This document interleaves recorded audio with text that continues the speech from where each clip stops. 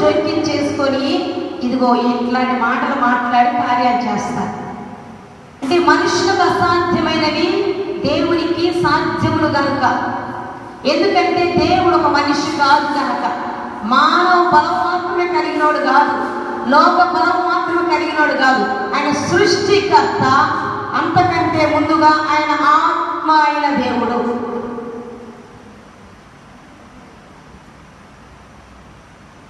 అందుకని దేవుడు ఏమంటాడంటే, మీ శక్తి చేత, మీ బలము చేత, మీ ప్రయాస, మీ జ్ఞానం చేత కానివి మీరు ఫలితం పొందుకోలేదని అలసిపోవద్దు నా పిల్లలారా. వాటిని నేను నా ఆత్మ ద్వారా చేస్తాను, నా ఆత్మ ద్వారా చేస్తాను, నా ఆత్మ ద్వారా చేస్తాను. ఇప్పుడు ఒక విషయం జ్ఞాపకం వస్తుంది, వినండి జాగ్రత్తగా. దేవుడు ఆత్మ ఉన్నాడు, మనిషి ఆత్మ రూపంలో లేడు. ఉన్నాడా? మనకు శరీరం ఉంది, మనకి ప్రాణం ఉంది. అర్థమవుతుందా? అయితే దేవుడు ఆత్మ ఉన్నాడు, ఇంకొకడు కూడా ఆత్మరూపిగా తిరుగుతున్నాడు. వాడికి మనలాగా శరీరం లేదు. ఎవడు వాడు? అపవాది. దేవుడు, దేవుని దూతలు ఆత్మస్వరూపంలో ఉన్నారు. మనిషి మాత్రము శరీర సంబంధంగా ఉన్నాడు, అందరికి కనబడతాడు. అలాగే అపవాది వాడి దూతలు కూడా ఏ స్వరూపాన్ని కలిగి ఉన్నారు? ఆత్మస్వరూపాన్ని. సాతాను కూడా ఆత్మే, వాడి దూతలు కూడా ఆత్మలే. ఇప్పుడు దేవుని ఆత్మ కంటికి కనిపించదు, దేవుని దూతలు కంటికి కనిపించదు. దేవుడు ప్రత్యక్షపరచాలి అనుకున్నప్పుడు ఆయన దూతలను కానీ ఆయన కానీ కొన్ని సమయాలు ప్రత్యక్షపరుచుకుంటాడు ఆయనకి ఇష్టమైతే తప్ప. దేవుడు ఆత్మ కనుక ఆయన కనబడడు మనలాగా. అయితే మనలాంటి ఫీలింగ్స్ అన్నీ ఉంటాయి ఆయనకి. ఆయన స్వభావము కనుక, ఆయన కోరికలో కూడా వచ్చాం కనుక. అయితే అపవాది వాళ్ళ దూతలు ఆత్మ రూపంలో సంచరిస్తూ ఉంటారు, వారి కూడా మనుషులకు కనపడరు. అయితే దేవుని తర్వాత ఎవరు శక్తివంతులు అని అంటే అపవాది వాడు దూతలే, మనుషులు కాదు. ఆత్మస్వరూపంలో ఉన్నప్పుడు ఆయన దేవుడు కనుక ఆత్మస్వరూపంలో ఉన్నాడు.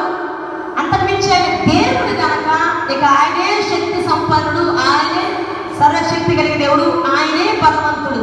ఆయనకి మించిన వాళ్ళు ఎవ్వరు లేరు, ఆయన మాత్రమే బలవంతుడు దేవుడు కనుక.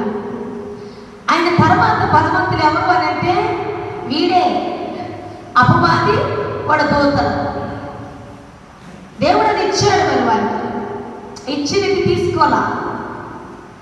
తర్వాతే మనము మనుషులు శరీరంతో ఉన్నవారు, ప్రాణంతో ఉన్నటువంటి వారు బలహీనులే. అందుకని దేవుడు తన ప్రణాళికలో ఉన్న వారిని ఆకర్షించుకొని తన సొత్తులో మార్చుకున్నాక, తన పిల్లలయ్యాక చేసే ఫస్ట్ గొప్ప పని ఏంటో తెలుసా? ఆయన ఆత్మ ఇచ్చేస్తున్నాడు. ఎవరిని ఇస్తున్నాడు? ఆయన ఆత్మనే, పరిశుద్ధాత్మనే ఆ వ్యక్తిలోనికి పంపిస్తున్నాడు. ఆ వ్యక్తిలో ఉన్న ఆత్మ ద్వారా ఆ అపవాది అనబడేటువంటి ఆత్మను వాడి దూతలను ఎదిరించడానికి శక్తినిస్తున్నాడు. యేసయ్యను తమ సొంత రక్షకుడిగా అంగీకరించకుండా, యేసయ్య ఆత్మను పొందుకోకుండా అపవాదిని, వాడి దూతలను, ఆత్మస్వరూపంలో ఉన్నటువంటి వాడి శక్తిని, వాడి బలాన్ని, వాడి సామర్థ్యాన్ని ఎదుర్కోలేము.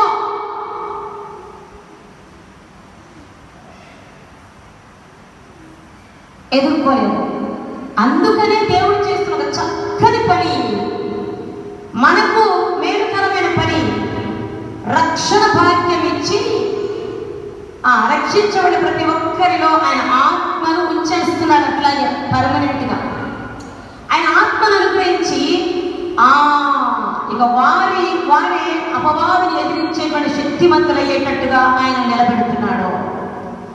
అందుకనే దేవుడు ఎట్లాగైతే అపవాది కంటే వాడి దూతల కంటే శక్తివంతుడు